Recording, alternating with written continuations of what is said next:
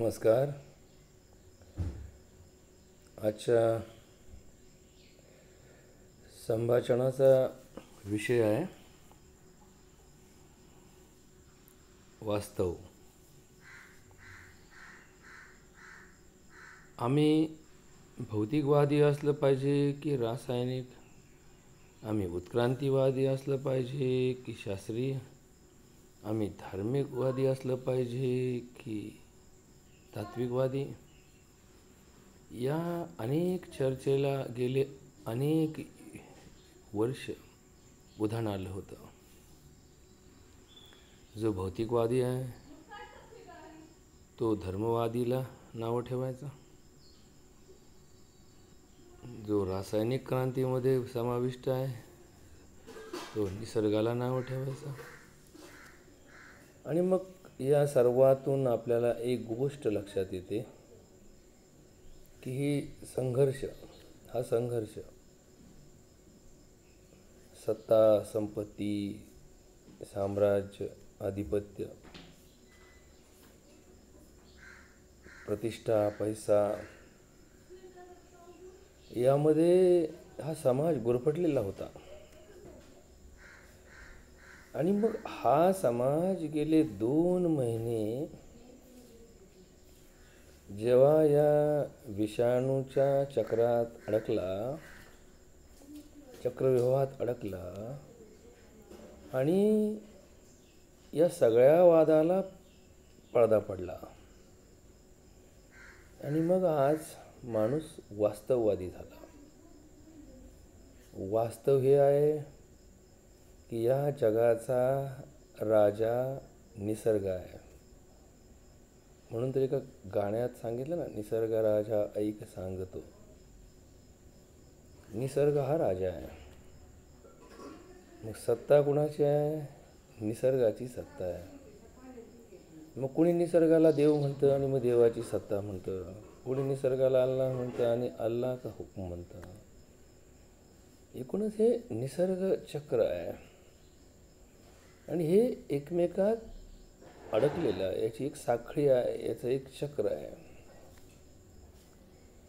एक गोष्ट दुसऱ्या गोष्टीवर, दुसरी गोष्ट तिसऱ्या गोष्टीवर, तिसरी गोष्ट चौथ्या गोष्टीवर, चौथी गोष्ट परत पहिल्या गोष्टीवर. म्हणजे असं हे अगणित चक्र आहे, अगणित चक्र. आणि हे एकमेकाशी बांधलेलं आहे. आणि मग हा वास्तववाद आहे. आज आपण पाहतो की असं म्हटलं जातं की सगळे व्यवसाय ठप्प आहे, सगळी अर्थव्यवस्था ठप्प आहे, सगळ्यांच्या व्यवसायामध्ये खीळ बसलेली आहे. पण एक गोष्ट वास्तवाची लक्षात ठेवा की समजा आज हॉटेल व्यवसाय बंद आहे, याचा अर्थ हॉटेल मालकाचं उत्पन्न बंद आहे, हॉटेलमध्ये कामगारांची सेवा बंद आहे. पण एक गोष्ट लक्षात ठेवा, या हॉटेलमध्ये जाणारे कोण होते? माणसंच होते ना. सामान्य माणूस या हॉटेलिंग प्रक्रियेमध्ये अडकला आणि मग चुकीच्या सवयीचा गुलाम झाला. आठवड्यातून 1 दिवस हॉटेलिंग, काही दिवसातून 1 दिवस हॉटेलिंग, काही 24 तास हॉटेलिंग, काही विरंगुळा म्हणून हॉटेलिंग. आणि मग हे घराचं जे नियोजन आर्थिक असायचं ते कोलमडलायचं. तर 1000 रुपये महिना पगार असणाऱ्या माणसाला जर 2000 हॉटेलिंगला गेले तर उरल्या 8000 त्याचे कार्यक्रम, कुटुंबाची व्यवस्था चालवण्याला अक्षम व्हायचे, सक्षम राहत नव्हते. ट्रान्सपोर्ट बंद आहे, वाहतूक व्यवस्था बंद आहे. तुम्ही असं कुठं एखादं सर्वेक्षण ऐकलं का गेल्या काही दिवसात कोणत्या चॅनलवर, कोणत्या तज्ज्ञाकडून की वाहतूक व्यवस्था बंद आहे, रेल्वे बंद आहे, विमानसेवा बंद आहे, एस टी बंद आहे, खाजगी वाहतूक बंद आहे, अत्यावश्यक वाहतूक सोडून सगळ्या वाहतुकी बंद आहेत, म्हणून मृत्यूदर वाढला? बघा बरं, हा विषय फार महत्त्वाचा आणि तुमच्या आमच्या जीवनाला बदल करणारा आहे. म्हणून विचारतो की मला असा सर्वे दाखवा की रेल्वे बंद झाली, विमान बंद झाले, बसेस बंद झाल्या, खाजगी वाहतूक बंद झाली, रस्त्यावरती वाहनं नाहीत, फक्त अत्यावश्यक सेवा म्हणजे खाण्यापिण्याच्या वस्तू आणि वैद्यकीय सेवा यांच्या संदर्भातल्या वाहतुकी, सुरक्षा व्यवस्थेसंबंधितल्या वाहतुकी चालू आहेत. मग याचा 1%ही परिणाम जर मृत्यूदरावर होत नसेल, याचा अर्थ हे सगळं मिथ्या आहे. हे रोज धावणारी माणसं, रोज चालणारे कारखाने, रोज चालणारे हॉटेल, रोज घडणाऱ्या घडामोडी की ज्या आज घडत नाही आहेत, या सगळ्या मिथ्या आहेत. का मिथ्या आहेत? कारण या जीवनावश्यक नाही आहेत.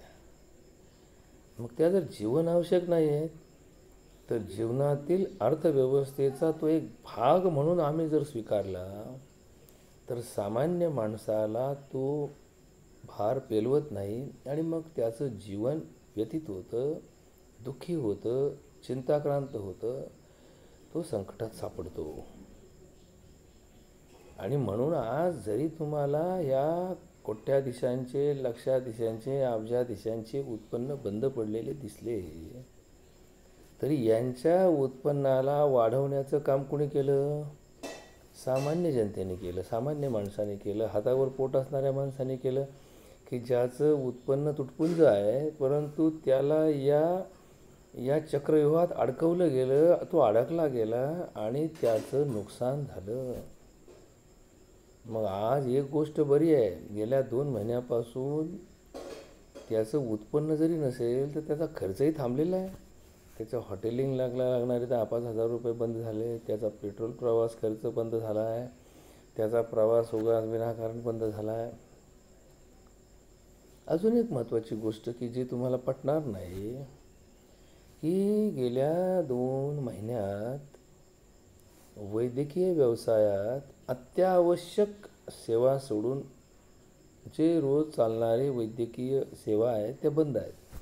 म्हणजे बऱ्याचशा डॉक्टरांच्या ओपीडी बंद आहेत, बऱ्याचशा हॉस्पिटलमध्ये ॲडमिशन बंद आहेत, बऱ्याचशा बेड रिकाम्या आहेत.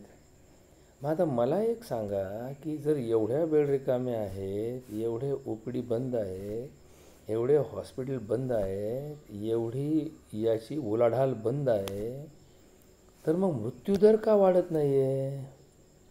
याचा अर्थ असा आहे, हे जे चाललं आहे, हे अत्यावश्यक सोडून बाकी सगळं व्यर्थ काथ्या कुठं आहे, व्यर्थ काथ्या कुठं आहे, विनाकारण. आपण नेहमी आत्तापर्यंत माझ्या प्रबोधनात मी नेहमी सांगत असतो की या देशात 50% लोक विनाकारण गोळ्या खातात, 70% लोक विनाकारण इंजेक्शन घेतात, 90% लोक विनाकारण ॲडमिट होतात, 95% लोक विनाकारण सलाईन घेतात, 99% लोक विनाकारण अतिदक्षता विभागात ICUमध्ये दाखल होतात.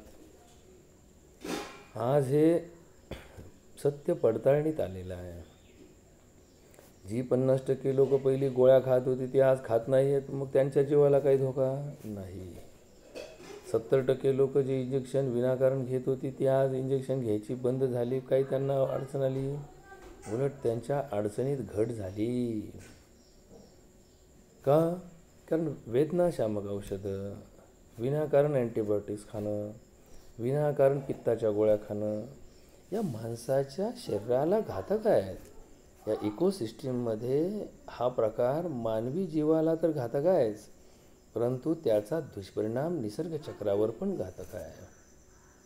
आता एक महत्त्वाची अजून गोष्ट आपल्यापाशी सांगण्याचा प्रयत्न करतो आपल्याला, की जर या सगळ्या industries, medical industries, automobile industries, chemical industries किंवा ट्रान्सपोर्ट इंडस्ट्रीज, हॉटेल इंडस्ट्रीज या कायमच्या बंद झाल्या,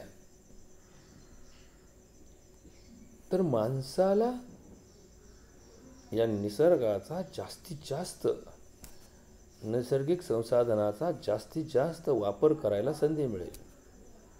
पायाने चालण्याचं बळ दिलेल्या भगवंताचा हा जो एक मार्ग आहे पादक्रमण करण्याचा, गेले कित्येक वर्ष या यंत्रयुगात माणसं चालायचीच विसरली, पायावर चालायला नाही.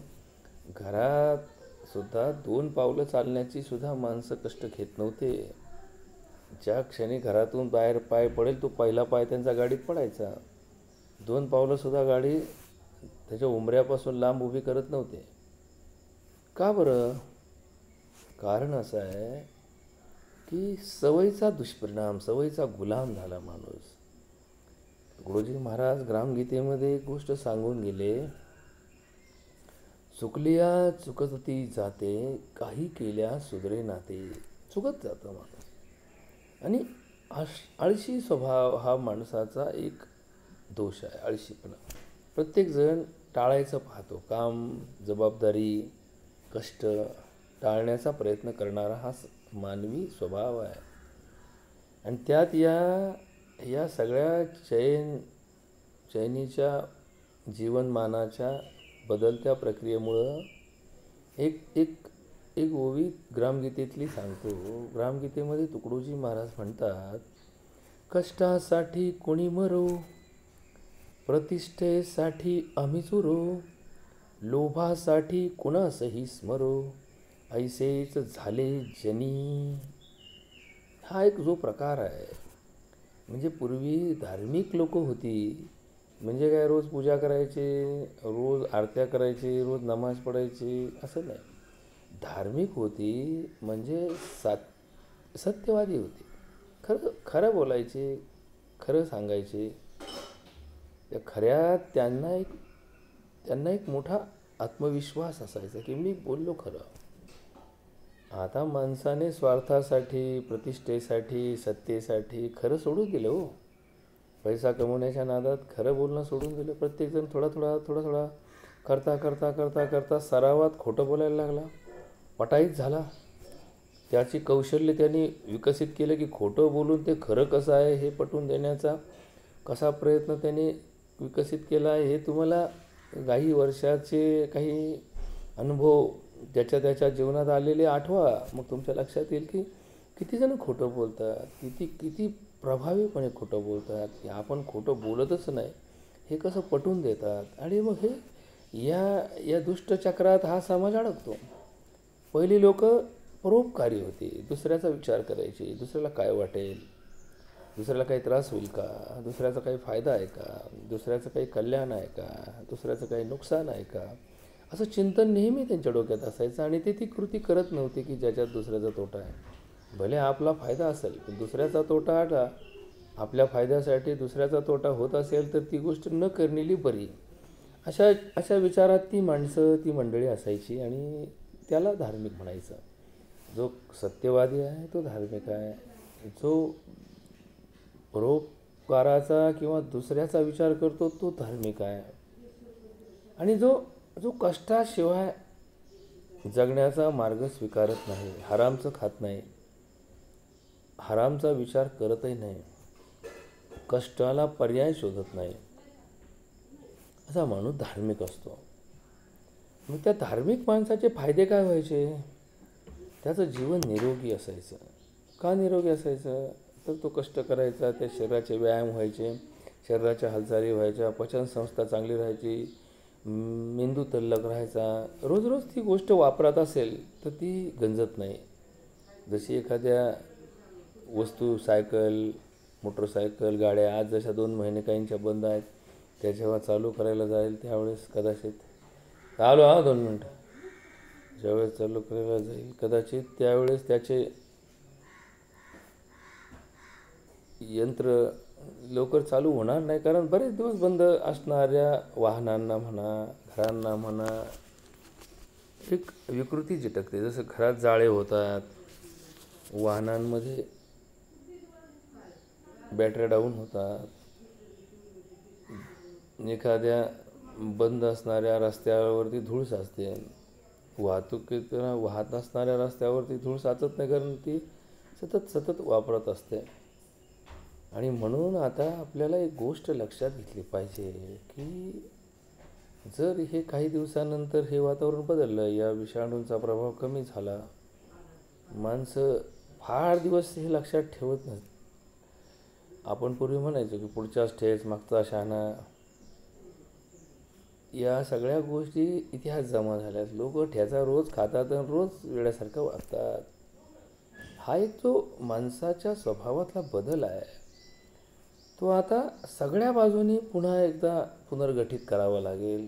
याला पुनर्रचनेत घ्यावं लागेल. समाज व्यवस्थेचे बरेच मुद्दे आता कालबाह्य करावे लागतील. बऱ्याच मुद्द्यांमध्ये पुन्हा आपण जे म्हणायचो जुनं ते सोनं, परंपरा, संस्कृती हे सगळे आता पुन्हा जोपासावे लागतील.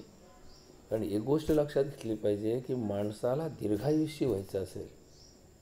आता दीर्घायुष्य होणं म्हणजे काय की माणसाला निसर्गाने दिलेले 100 वर्षाचं आयुष्य 100 वर्षापर्यंत जगायचं असेल, निरोगी जगायचं असेल, आनंदात जगायचं असेल, उत्साहात जगायचं असेल आणि या बाबतीत त्याचा प्रयत्न करायचा असेल तर एक गोष्ट आहे, ह्या धावणाऱ्या जगाला थांबवावं लागेल. माणूस जो धावतोय पळतोय नुसता, आपण म्हणायचो गतिमान जग आहे, गतिमान युग आहे, हे यंत्रयुग आहे, तंत्रज्ञान युग काही नाही. माणसाला दीर्घायुष्याशिवाय दुसरा कोणताही अनमोल ठेवा निसर्गात प्राप्त करण्याची गरज नाही. मग दीर्घायुष्यासाठी प्रयत्न करायचे असतील. दीर्घायुष्य कसं रडत खडत नाही. म्हणजे झाला डायबिटीज, 50 वर्ष त्यातले 20 वर्ष कोमात आहे, 10 वर्ष लोक हगणमुतनं काढत आहेत असं नाही. मरेपर्यंत सक्षम, स्वावलंबी, कानाने ऐकू येतं आहे, डोळ्याने दिसतं आहे, दाताने चावता येतं आहे, असा 100 वर्षाचा म्हातारा जो असतो तो देव असतो. हे लक्षात ठेवतो. कोणत्याही जातीत जन्माला येऊ, कोणत्याही धर्मात जन्माला येऊ, कोणत्याही पंथाचा असो, कोणत्याही विचाराचा असो, किती गरीब असो, तो देव माणूस आहे. का? कारण तो 100 वर्ष त्याचे दात शाबूत ठेवू शकला, त्याची नजर शाबूत ठेवला, त्याचा कर्ण काम करतोय, त्याचा विचार अजूनही तल्लक आहे, अजूनही त्याची बुद्धी तल्लक आहे, अजूनही त्याच्या स्मृती जागृत असतील, तर तो देव माणूस आहे. मग असा विचार करून आपल्याला जगायचं असेल अशा पद्धतीने, जसं तुकाराम महाराज एका अभंगात म्हणाले, देव पहा वयासी गेलो आणि देवची होऊन ठेलो. आणि मग हा जो विचार आहे देवत्वाचा, हा जो विचार आहे अल्लाह के रास्ते में चलो, देवाच्या रस्त्याने चला, देवाची कृपा हो, किंवा परमेश्वर तुमचा करता करवित आहे, हे सगळ्याचं उत्तर काय? हे निसर्गाचा नियम मोडू नका, निसर्ग चक्रावर हल्ला करू नका, निसर्गाचा घात करू नका, निसर्गावर अत्याचार करू नका. आता कसा हे तुम्हाला आता अंगवळणी पडले. कशाला निसर्गाचा अत्याचार म्हणतात, कशाला निसर्गाचं संवर्धन म्हणतात, ह्याच्यावर जास्त वेळ घालत नाही. पण आता भविष्य काळामध्ये 4 गोष्टी आम्हाला समजून घ्यायच्या. त्याच्यासाठी आजचं हे संभाषण आहे की निसर्गाचा एक घटक माणूस आहे की ज्या निसर्गात अजून अब्जावधी घटक आहे. त्या अब्जावधी घटकाच्या यादीतला मनुष्य हा एक घटक आहे. त्यामुळं आपण काही फार वेगळे आहोत, करते आहोत, करविते आहोत असं नाही आहे. निसर्ग चक्रात प्रत्येकजण करताय, प्रत्येकजण आपापली ताकद घेऊन आहे. जसा एक विषाणू आज तुम्हाला माणसाचा जीव घेतो आहे म्हणजे तो किती ताकदवान आहे दिसत तर नाही पण माणसाचा जीव तर जातो. मग याचा अर्थ त्याची ताकद कमी आहे का? नाही. एखादा हिंस्र प्राणी जर माणसावर हल्ला करून आला, कदाचित तो माणसापेक्षा कमी वजनाचा असेल, कमी वयाचा असेल, पण त्याच्याद्वारे माणूस मृत्युमुखी पडत असेल तर याचा अर्थ तो शक्तीने कमी आहे का? नाही. एखादा विंचू जर चावला एवढासा छोटासा आणि त्याच्या जर माणसाला मरणप्राय वेदना देत असेल तर तो त्याची ताकद कमी आहे का? नाही. एखादा सर्प जर माणसाला चावत असेल आणि त्याच्याने माणूस जर मूर्छित होत असेल तर त्या सर्पाची ताकद कमी आहे का? नाही. मग असा गैरसमज काय करता की आम्ही एकटे ताकदवान आहे, बाकी जगातलं कोणतंच जीव आमच्यापेक्षा श्रेष्ठ नाही. प्रत्येकजण ज्याच्या त्याच्या गुणाने जन्माला येतो, ज्याच्या त्याच्या कर्माने जगतो आणि ज्याच्या त्याच्या निसर्ग नियमाचा तो भोगता आहे. मग आम्हीसुद्धा याचाच विचार करून निसर्गाचे नियम पाळण्याची गरज आहे. मग हे निसर्गाचे नियम पाहायचे कुठं, कोणत्या पुस्तकात पाहायचे? तर ते धार्मिक पुस्तकात दिलेले असतात. ज्या त्या वातावरणात निर्माण झालेला धर्म ज्या त्या परिस्थितीनुरूप आपले नियम तयार करतो.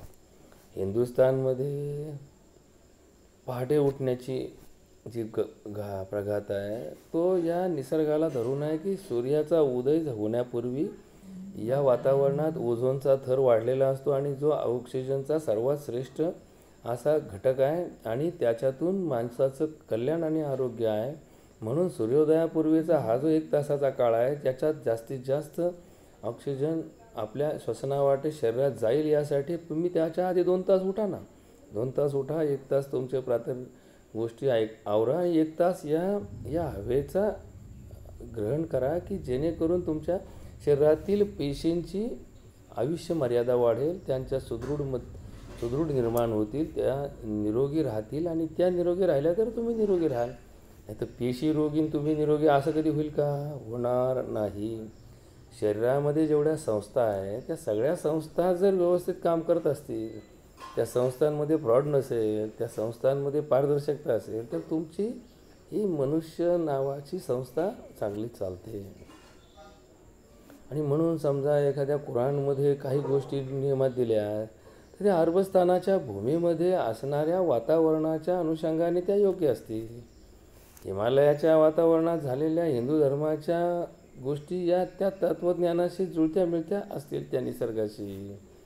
जसं जेरुसलेमच्या भूमीत जन्म घेतलेल्या ईसाई धर्मामध्ये सुद्धा जे कायदे नियम असतील ते त्या अनुषंगाने बरोबर आहेत. परंतु आज आपण जगात उलथापालथ झालेली आहे. हिंदुस्थानचा माणूस अमेरिकेत राहतो आणि हिंदुस्थानचे कायदे पाळतो, नियम पाळतो, धर्म पाळतो, तर हे फारसं संयुक्तिक नाही. तसा हिंदुस्थानात राहणारा एखादा दुसऱ्या धर्माचा माणूस असेल आणि तो जर हिंदुस्थानामध्ये राहून त्या धर्माचे कायदे नियम पाळत असेल तर ते त्याच्यासाठी घातक आहे, त्याच्या आरोग्याला घातक आहे. त्याच्यापासून होणाऱ्या उपद्रवाचा परिणाम त्याच्यावर तर होतोच, त्याच्या परिवारावर होतो, पण त्या समाजावर पण होतो. ही गोष्ट लक्षात घेण्याची गरज आहे.